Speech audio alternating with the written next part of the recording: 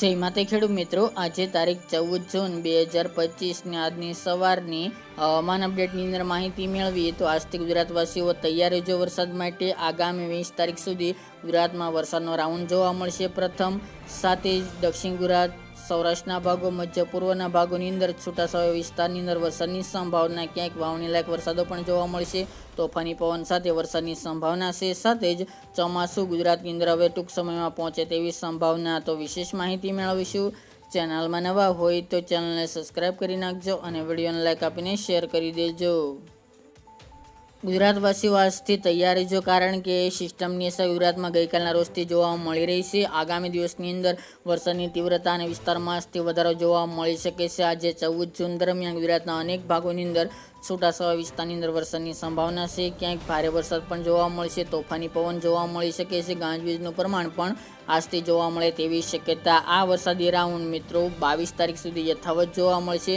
ત્યારબાદ મિત્રો ફરીવાર ગુજરાતની અંદર વરસાદી રાઉન્ડ કન્ટિન્યુ જોવા મળે તેવી શક્યતા હાલ જોવા મળી રહી છે. આજની મિત્રો વાત કરીએ તો વરસાદની સંભાવના દેખાઈ રહી છે, જેમાં સૌરાષ્ટ્રની અંદર ભાવનગર જિલ્લો, અમરેલી, જૂનાગઢ, ગીર સોમનાથ, ગોંડલ, રાજકોટ તેમજ બોટાદ અને સુરેન્દ્રનગરના પણ અમુક ભાગોની અંદર વરસાદી ઝાપટા જોવા મળી શકે છે. એ સિવાય દક્ષિણ ગુજરાતના તમામ જિલ્લાઓ, મહારાષ્ટ્ર બોર્ડર વિસ્તાર, વડોદરા છે, નર્મદા જિલ્લો, દાહોદ આસપાસના ભાગો, સુરત, વલસાડ, વાપી, કપરાડા, બારડોલી, બિલીમોરા, વાસંદા, નવસારી સહિતના ભાગોની અંદર વરસાદની શક્યતાઓ દેખાઈ રહી છે.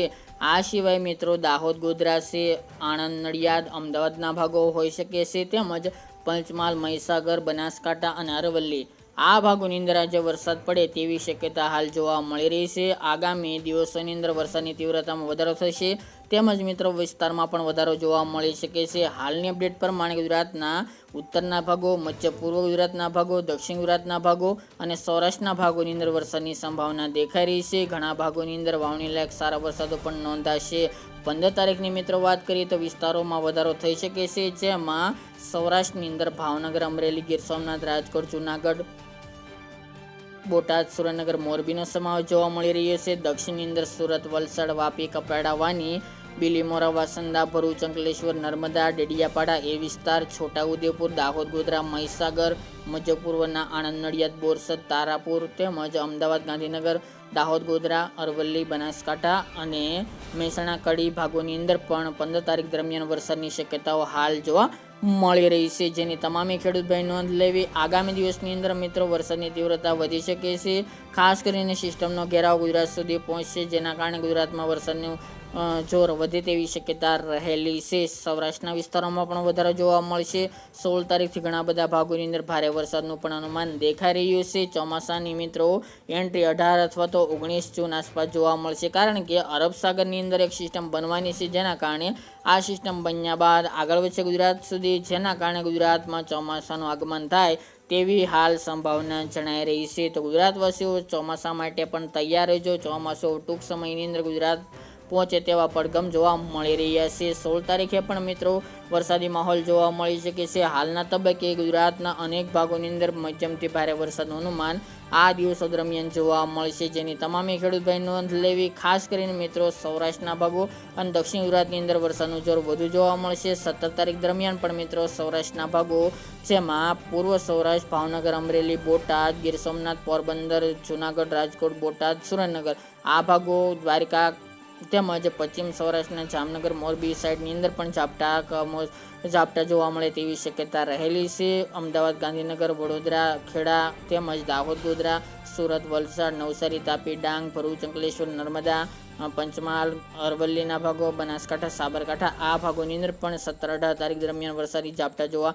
મળી શકે છે. એ સાથે મિત્રો વરસાદનો બીજો રાઉન્ડ પણ જોવા મળશે, કારણ કે બંગાળની ખાડીમાં પણ એક સિસ્ટમ બનવાની છે, જે ગુજરાત પાસેથી અથવા ગુજરાતથી પસાર થવાની છે, જેના કારણે તેની અસર 21 તારીખ આસપાસથી જોવા મળશે, જેના કારણે ગુજરાતમાં ફરીવાર વરસાદી માહોલ જોવા મળી શકે છે.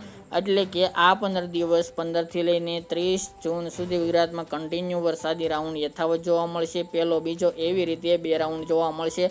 બંગાળની ખાડીની સિસ્ટમની અસર 20 તારીખ બાદથી જોવા મળશે, જેનો લાભ મધ્ય પૂર્વના ભાગો, ઉત્તર ગુજરાતના ભાગોની અંદર વધુ જોવા મળી શકે છે અને કચ્છના ભાગોની અંદર એ રાઉન્ડની અંદર એટલે કે 21 થી 30 જૂન વચ્ચેના સમયગાળા દરમિયાન તેનો વારો જોવા મળશે. ચોમાસાની મિત્રો આપણે પહેલાં જણાવ્યું તે મુજબ કે 18થી લઈને 20 તારીખ દરમિયાન ચોમાસું ગુજરાતમાં પ્રવેશ કરશે, પરંતુ તે પહેલાં ગુજરાતની અંદર વરસાદની એન્ટ્રી ગઈકાલના રોજથી શરૂઆત થઈ ચૂકી છે. દક્ષિણ ગુજરાતના ભાગોની અંદર, સૌરાષ્ટ્રના ભાગોની અંદર હવામાનમાં પલટો દરિયાકાંઠાના ભાગોની અંદર જોવા મળી રહ્યો છે. આજથી વરસાદની ગતિવિધિમાં વધારો જોવા મળશે, વિસ્તારોમાં પણ વધારો જોવા મળશે. રાત્રિ દરમિયાન ઘણા બધા પૂર્વના મધ્યપ્રદેશ વિસ્તાર, બોર્ડર વિસ્તારના ભાગોની અંદર પણ ઝાપટા જોવા મળ્યા હતા. આજથી મિત્રો વરસાદની તીવ્રતા વધી શકે છે. ખાસ કરીને જે બોર્ડર વિસ્તાર, દક્ષિણ ગુજરાત, સૌરાષ્ટ્રના ભાગો, દરિયાકાંઠાના તેમજ મધ્ય પૂર્વના ભાગો, બનાસકાંઠા આસપાસના ભાગોની અંદર પણ આજે વરસાદી માહોલ જોવા મળશે. આમાં કોઈ પણ ફેરફાર છે હજુ આગામી દિવસની અંદર પણ અપડેટ આપતા રહીશું. આ હતી મિત્રો આજની વહેલી સવારની અપડેટ.